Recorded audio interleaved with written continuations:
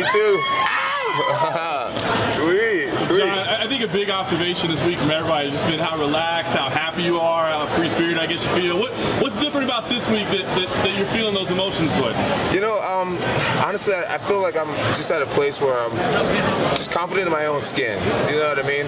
You know, my career goes up and down and up and down, and what I've learned, whether I'm on the up like right now or the down moments, just to enjoy it all. It's just such a privilege to be a part of the UFC, to be the light heavyweight champion of the UFC, and man, we got the best fans in the world, and it just feels good, man. I really just feel so alive. You brought your family out for the first time. Why was that decision made? Well, my oldest daughter Leah wants to be famous so bad, so I just thought I'd give them the opportunity to just feel it, and hopefully it inspires them to work really hard in school and pursue their dreams. You know, this morning we did finally see the pre-fight drug test results. The picograms were there. Yeah. I guess at this point it's expected, but I wonder, I mean, like, is there a part of you that when those come out, you're just like, damn it, I wish these had nothing in them? Yeah, absolutely. You know, every time it's like an oh darn it moment, but I'm comfortable with the idea that it's going to be a part of my career, and I don't know how long this is going to last.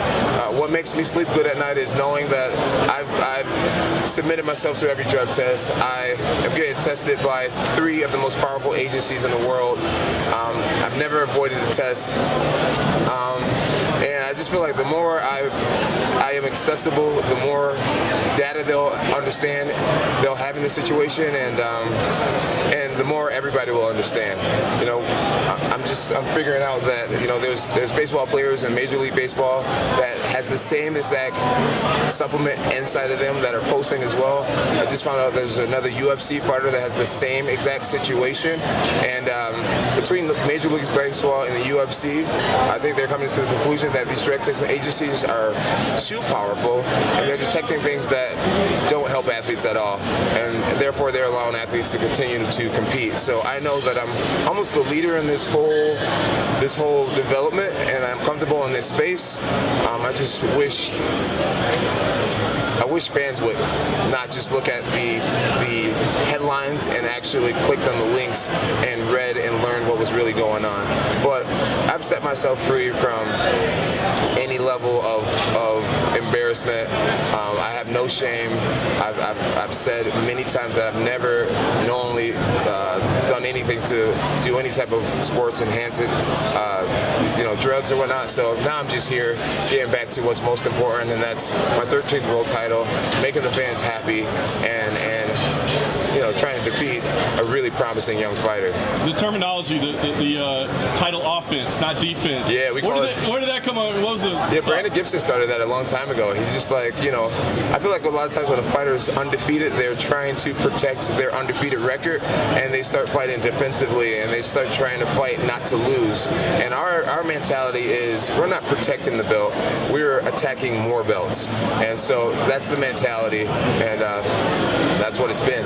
There's a lot of respect between you and Anthony for this fight. In your last couple, it hasn't been like that. Yeah, it hasn't. Rivalry. Do you prefer that? Do you like not having to do the trash talk, or do you? Yeah, honestly, I think it's a lot more. It's definitely more refreshing to not have the trash talk. I understand when you talk a lot of trash, the pay-per-view numbers go through the roof. But in my situation, you know, I got enough people who think I'm an asshole. So the last thing I need to be doing is cursing someone out on TV.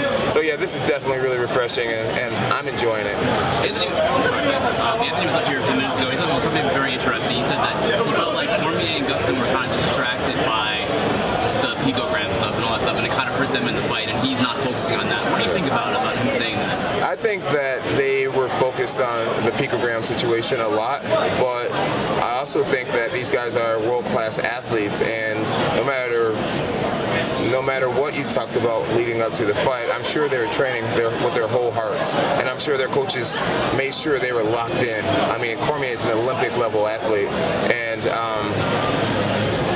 I just won't allow someone to blame what the pre-fight storyline was on a defeat.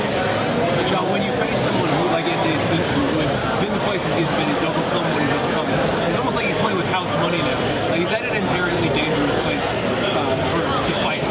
What do you mean? Because he's such an underdog? Yeah. He has nothing to lose? Is that what you mean? Yeah. It's a dangerous position for me to fight someone like that because he has nothing to lose. He can go out there, close his eyes, and just swing for the fences.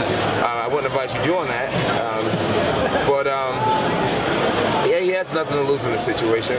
So believe it or not, I don't really realize why so many people are counting this guy out. He had 30 amateur fights. He had 40 professional fights. That's 70 fights. This guy is by far the most experienced guy I've ever fought, and he's the youngest guy I've ever fought in the UFC. So we look at him as a legitimate threat, and I know he's using that against me somehow, saying, why does Jon keep saying that he's taking me serious? Why does Jon keep saying that he's taking me serious? Like, as if I'm trying to convince myself that I'm taking myself, the fight serious. But my coaches know that I'm taking the fight serious. My body knows that I'm taking the fight serious. And he'll see on Saturday that I took this fight serious. He said that he woke up today at 206 pounds already. He's already almost on weight. Yeah. How much are you cutting? And is that a disadvantage for him being that small already? So right now I weigh 215 pounds, which is a great weight to be at this point. That's a more standard weight for a light heavyweight to be at this time. I'm going to lose probably 5 pounds tonight. I'm going to lose 5 pounds of water weight in the morning, and that's going to be really easy. As you can see right now, I'm not sucked out. I feel great. My energy's high, and I think it will be a little bit of a disadvantage. I predict that I'll be lean tomorrow and lighter. I won't be showing up around 226. I'm sorry, on Saturday I won't be like 226 or anything like that. I'll probably more like 220 when I actually fight him. And he's going to get a full light heavyweight that's lean and fast, and I think I'm going to get a kind of a big middleweight. So this will work against them. I had a lot of coffee. Sorry, guys. Jon, these test results from earlier, they're outside of control. They're 100% outside of my control. And staying extra with the fans, staying extra with media yesterday.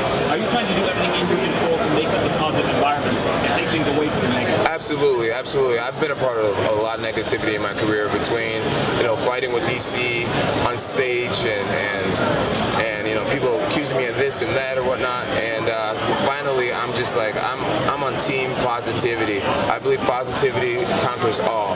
It does. The power of your intentions conquers all. My intentions is to have a great weekend, to make a lot of fans happy, and to bring that new design of that UFC belt back to Albuquerque, New Mexico. Jon, I noticed earlier in your career when you would face off, you never looked your opponent in the eye.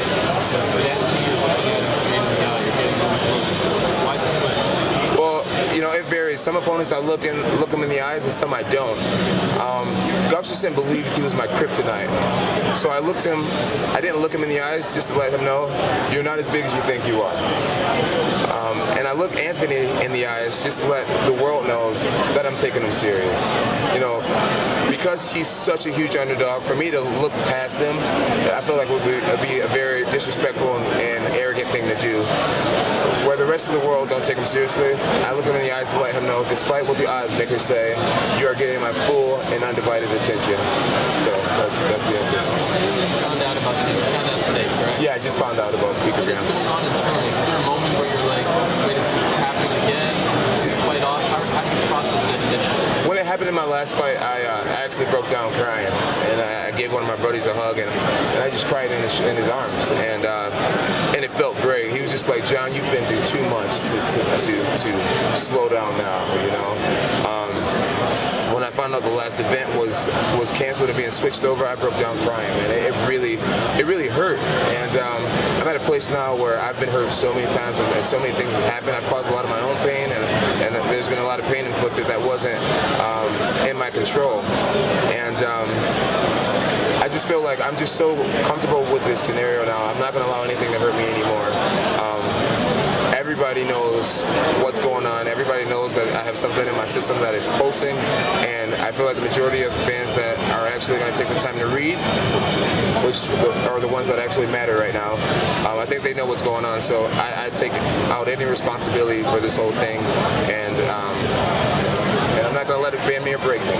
Jon, you've been tested, at least once a week since the last fight, at least, if not more. At a minimum, but what is that most weeks were like 3 times a week. Is it disruptive? I mean, when do they show up? I mean, how does that work? Is it Yeah, it can be really crappy. I'm really fortunate that all the collectors are very respectful, but they can come anywhere from, I've had many times they've come at 6 o'clock a.m., and which is very disturbing to my training. And then there's other times where they'll come at 8 o'clock at night. There's been times where I'm having team dinners or dinner with my family, and they'll call me and say, hey, Jon, where are you? And hey, I'm over here at Applebee's or whatever, and they'll literally come and sit at the table next to me, which is, it can be very embarrassing, but they're just doing their job. They're just sample collectors, and I got to do my job by following the the rules. Just going to the bathroom at Applebee's and take a sample right now? I swear that has happened. Not Applebee's specifically, but yes, this has happened. It's like the champions and our former champions, they're pinnacle, you them their best, and now you're facing somebody from the nation. What does that represent to your legacy? Yeah, I think my next few fights are going to tell a lot about my legacy. Like I said, Anthony Smith is the first guy in the UFC that I fought that was actually younger than me. I've beaten a lot of extremely talented athletes in their prime. But Anthony is younger, and I'm excited to answer questions to myself. How am I going to do with this next wave that's coming? You know, the Anthony Smiths, the Thiago Santoses, the Corey Andersons, the Johnny Walkers. These guys are young, they're hungry, and they're dream chasers. So I think my best years are ahead of me. This is the years where I need to kick it up even to a higher level to remain at the position I'm in. Two more questions. Jon, this is your biggest turnaround since UFC 126, 128. That's when you became champion. You beat Bader in February. You fought Rashad just like less than 2 months later, and you sort of give off the vibe of that young Jon Jones now. You know, in this day and age, it feels like everyone's waiting around for a money fight, a super fight. They win the belt, and they sit out for 8 months.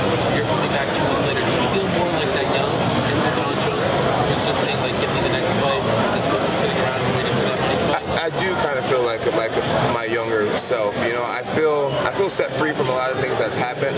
I finally learned how to forgive myself for a lot of things, and so I feel reborn in a way. And I feel like I have the second half of my career, and the question is, what are you going to do with this second half of your career? My second half, I vow to respect myself better, respect my body, respect my team, respect the organization and the fans, and just try to do better. And I know a great start to that is staying in the gym, staying busy. Not like I said, we don't look at title defenses, we look at title offenses. So to sit on the throne and to make everyone wait and be bougie and talk about I don't want to fight him, or maybe there should be an interim belt, or maybe I should entertain heavyweight fights and all this crap, it's not fair to anybody. The man's next in line, you give him what he wants, and that's an opportunity to get that ass kicked. Jon, I want to ask you the final question. guys. Even earlier, you were talking about how easy it is for you to make this weight cut to 205. Why do you think so many people are calling for you and want you to go to heavyweight? I think people want me to go to heavyweight because, quite frankly, they want to see me lose or get close to it or take some serious damage. And at heavyweight, the risk goes up tremendously. These guys are a lot bigger than me. And they say all the time, when you get a talented little guy versus a talented big guy, the odds are in the big guy's favor, right? So I think that's the pressure. I don't think it's fair, really, because I've always been a light heavyweight. Despite who the champion's been, I've never challenged anybody at heavyweight. And I feel like I'll move up to heavyweight in my own terms when I feel like the UFC's playing ball with me contractually to entertain that. No one's entertaining any idea of switching a contract for any super fights. So we're just kind of stuck at this spot here, fighting at light heavyweight. All right, guys, it's time to get to the fans. Feel free to film some of that. There's going to be a lot of genuine smiles out here today. All right, I'll see you guys. Thank you guys so much.